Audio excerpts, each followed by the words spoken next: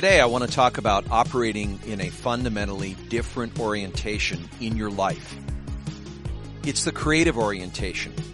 And the only way to distinguish a creative orientation is to have an opposite, which would be the reactive orientation.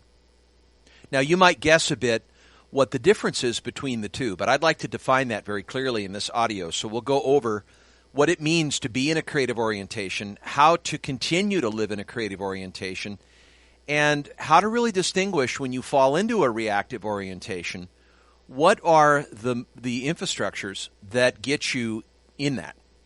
And what are the implications? What are the points of leverage between how you move from a reactive to a creative orientation? And the big idea is being intentional.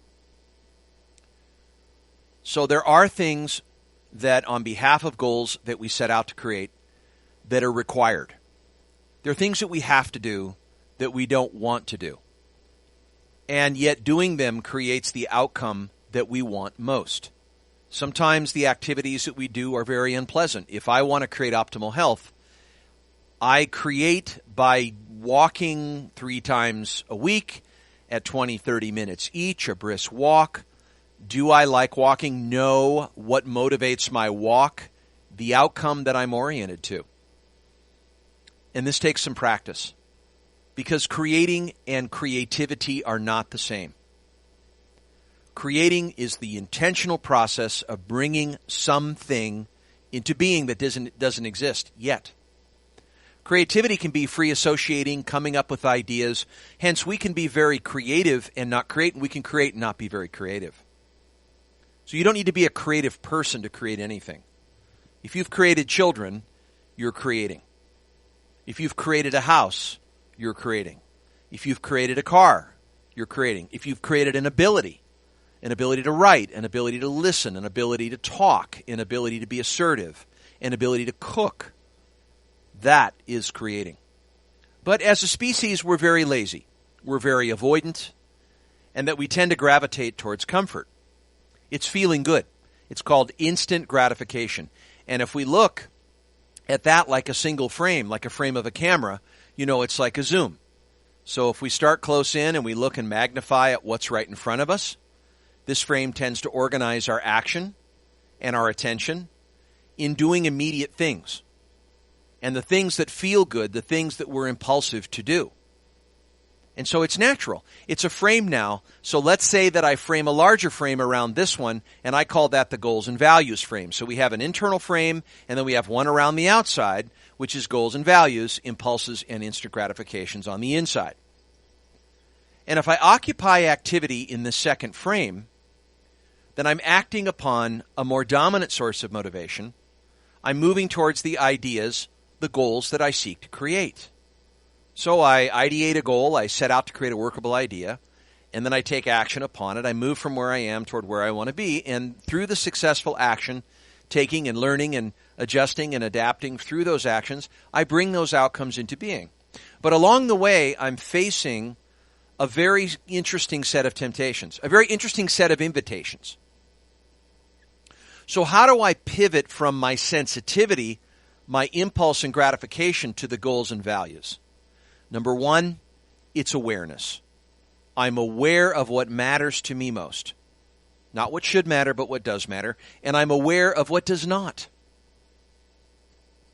And this is unjustifiable. It's in the sense of knowing what does matter. I can then choose a higher value option that supports the aim or the outcome that matters most. It's called the shift of dominance. So it's a matter of consideration. And so I consider what matters most once I desire that which I choose to desire. Desire of the stars, of the king, desire. So I desire to bring something into being. I love it, and then I generate it out of that generative love. And because it matters more, I select from a set of options, and then I decide which is the moment of executing, positioning action. So I put my desire into action mode, and then I begin to create, and the beginning of that process happens. But maybe in this goals and values frame, I fall off. And what about what happens when I get tripped up? Because I will. There's going to be moments in my human system where I get invited or I postpone a refusal and I forget to say no on behalf of what I've said yes to. And so how do I rely on that process when I'm a human being? And I have frame one. I mean, I'm inclined to frame one. I'm not going to get rid of being a human being just as much as I can't get rid of the wake behind the boat. I'm not going to. So whatever the best course of action is on behalf of the outcome, I mean, I can design that, and I will, and I'll guess it. And as you build that, you build a muscle. So as you do it, your habits change. See, creating makes habits change. It's the consistency of moving toward the outcome that replaces the previous habits with new habits. And those habits are the propensity to do something a certain way. It's not a way of doing things because that would be a discipline. It is the propensity to do something a certain way, and you're 100% committed to your own habits. You're 100% disciplined to your own habits. Because you have a tendency to do things a certain way. The question is whether your habits create the future that you want or not. And if your habits are misaligning with the future, or if you're bringing the wrong actions to the intentions, then you're supporting those actions by the impulses and gratifications, frame one, that those actions are motivated to support. So you have a tendency towards habit, a creative habit of creating. Does this mean that you're creative? It doesn't have to be. Remember, creating is that intentional process. You're bringing the goal into reality. And it doesn't start with how, it starts with what. So you say what, and then you learn the process. Because if the only thing that we chose our creations around was what we already know, then we wouldn't be creating, we would be repeating. So in this process, our orientation changes to creating instead of reacting and responding to the circumstances. So rather than deal with what comes to us, which is important, of course, we're learning as we go. Current reality is shifting. We can't control it necessarily, but it is what it is, and creating happens in reality. But what we learn to do as we create is we learn to rest our expectations. We don't need expectations. Expectations are rules that we impose on what the future needs to be. Intentions is what we're setting.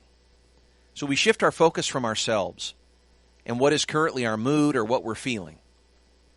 We get out of this first-person orientation and we focus more on a third-person orientation.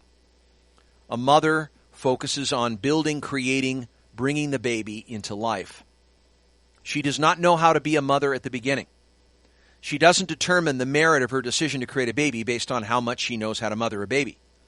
She creates for the sake of the baby and the basic idea that's loved to bring the baby into life the way it's loved in the vision that the mother has. We have a choice. It's not obligatory. It's optional. And I'm sure the mother suffers. I'll never know. But I can imagine in that experience, the mother could focus on how she's going through the process. Of course, that's part of it. You have to be present to the pain, I'm sure. And there are things that the pregnancy is causing the mother. There's sacrifices that she greatly goes through physically, mentally, emotionally, spatially. But I would imagine that there's a great deal of distractibility to what's going on inside and around the mother. And yet the mother puts her focus, just like a boat cutting through waves, on the creative process of parenting and acting upon that which she needs to do toward the creation of a successful health of the baby. So that higher value choice of frame 2 is what she obeys, and her devotion is to that level of what I call self-decentralization. You decentralize oneself to the creation that matters to you. So we have a creator and a creation, and that you're creating by bringing that into being, but like an artist, you're focusing on the canvas, not oneself. The power is in the painting, as Picasso would say. The power is in the painting because it's what it does to you. It's not what it is. So this third-person manner is very interesting rather than third-person because we tend to pathologize what is happening to us in reaction to it.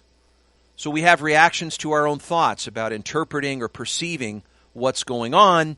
Our thoughts trigger tough emotions. We then act and react to those emotions. They become the standard of reference, the dominant standard of reference. And when we get caught in that, we become emotionally referenced in what our motivations are. So rather than it being about he, she, it, them, The pronoun is I.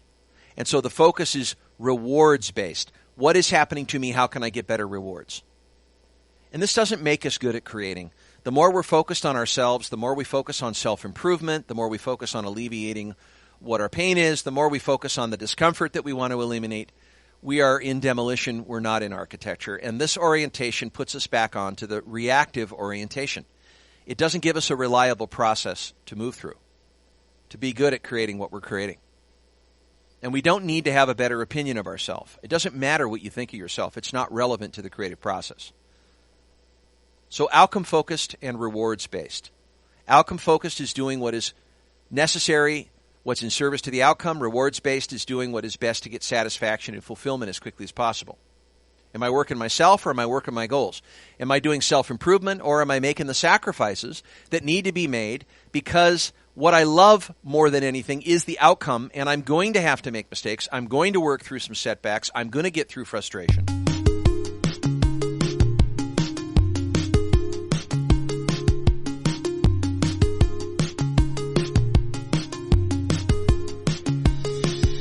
Because that assimilation period is the natural stage of creating. The difference between where I am and where I want to be is a process of learning. The only way to learn is take action. And the only way to know the limits of what I can or can't do is do something. And by doing something, I increase my consciousness about what I'm aware of or not. Because as creating happens in reality, so too do I need to look at things as they are to be able to learn and inform my next actions. That's the creative process. It's iterative. Move this, stretch, then consolidate. Move this, stretch, consolidate. Move this, stretch, consolidate. And we keep using the information and feedback system from those movements so that we can continue to be capacitated to create what we want. But there are a lot of bad days. There are probably as many as good days. And probably those bad days serve a purpose in the sense that it's not about whether it's hard or easy. Those ebbs and flows I learn as a creator. It's a process of continuity of that. That will never change. There will be ups and downs and sideways and always. There will be all that. It's going to be impermanent. I do not predict the future. I'm creating one. So as they say on Broadway, the show must go on. There's no trick to this. There's no Jedi mind stuff. There's no superpower brain stuff. You don't need to. There's no getting into your beliefs. There's no... All that is just self-improvement. And it limits your capacity for staying in the creative orientation because you're overly sensitive to how you're doing, how you're feeling, what your opinion of yourself is, what to fix about yourself when there is nothing wrong with you. There's no programming of the mind. There's no human potential needed in all of this. It's a behavioral act. It's not psychological in its approach. It doesn't need believing. You can't believe something unless it comes into being. Right? You don't know you can believe. You don't know if you can believe you can make flowers until you make a bouquet. Once you made it, now you have evidence-based reality that says I know how to make a bouquet because I've made one. You don't need to believe to create anything. Believing is believing. You just leave it out. And doubt is very good. In fact, the fact that you're choosing something separate than what you know, you will have doubt. I mean, that's natural because you don't know how to create what you're talking about. So you start from wherever you are. And so it's not about making sure everything's right, because before you start, you begin, you got to know where you are. You start where you are. It's just like leaving an airplane from L.A. and I'm going to New York.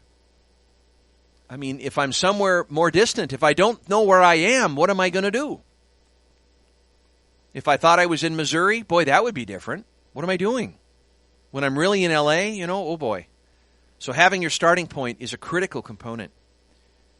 And to not have that, it doesn't give us the right motivation. It doesn't give us the needed learning conditions to be able to see what current reality is telling us to change. So to take the right action, to take the informed actions that are in the frame of the goals and values, that's what we're really talking about. That is the fundamental creative orientation. I choose to be a predominant creative force in my life. So you pivot from gratification and impulse to this frame. And one of the tools that you can use is a generative image of two frames. Actually conceptualize that frame that you're operating in. Look at what you are doing now. You have a fact-based documentary film on one screen in your mind. That's what current reality is. actual state compared to the desired state that you want to create. And then position your actions as such so that as you're moving in between those in deliberate, intentional ways, you're acting on behalf of that envisioned outcome. It's not something that you need to overly clarify or imagine. In fact, a lot of it starts with not being very, very clear, and it isn't that reliable yet in terms of clarity. Clarity does not position your probability of success. Ambiguity is something you're going to work with because you have to tinker and fiddle with things in order for you to crystallize what the vision really is. You learn your vision rather than figuring it all out up front. But there's nothing in the powers of the mind that you're going to unleash because you're more clear. You only need to be clear enough to where you'd recognize it if it existed.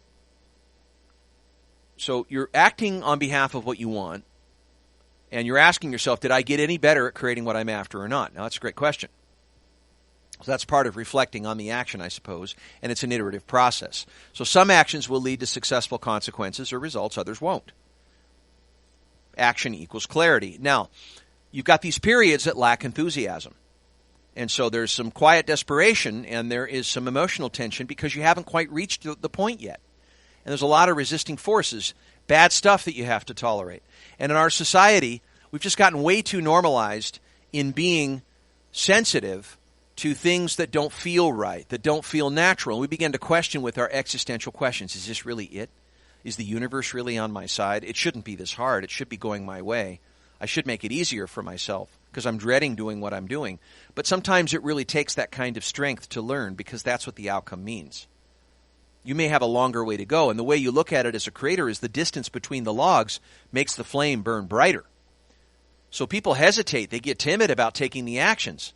But we have to remember something, that in the process of creating, it's an assimilation process. It's riding the bike. So when you first learn, there's a foolish stage, like you're looking dumb. It's not something you're doing well, and you're having to balance. You got to keep your feet on the pedals while you're moving along, keep the balance on the bike. It's like learning skiing or learning a language. And in that stage, there's a breakthrough point where you get to a certain stage of learning where you have more enthusiasm, and that's helpful to your mojo. But we have to report to ourselves at all times what is true, what is really going on compared to what we want to create. I remember learning to sailboard one summer, and I remember the thoughts about swimming to the beach. And I remember the thoughts about no rewards for the reactivity that I was having. I was just really reluctant. It was no fun. And I realized I came to a place where I just wanted to swim into the beach. But I decided to keep back on because my motivation comes from I'm making progress. I see how far I've come. I see from the beginning how far I've gotten. And the waves are smacking me around, but I decided to go on. I kept getting up again. And I'd adjust my stance and I'd get my balance. I had to let go of predicting the outcome and create it. And as I did it, I had this onset of enthusiasm and joy, which helped because I started getting my balance and getting better rides for longer periods of time. And I'd reached that enthusiasm point. It's a really nice quality to have. So this final stage is the dream stage. It's the longing and dreams. And those are really, really big, far-off ideas, which are great. But there's no reason to calculate a purpose. You can have a sense of purpose, which is great, and that just moves you towards the outcome. So don't lower your vision because it's difficult. Don't use your willpower because it doesn't last. And don't imagine the consequences if you don't do it, because then you're just manipulating yourself out of conflict. None of those compensating strategies will work. It's about understanding that we hold steady to the outcome. We have a clear understanding of current reality as we go. We're fluent in reality. We're teaching it to ourselves. We develop that creative muscle and tolerance, that intestinal fortitude that we need to develop over time through the creative habit.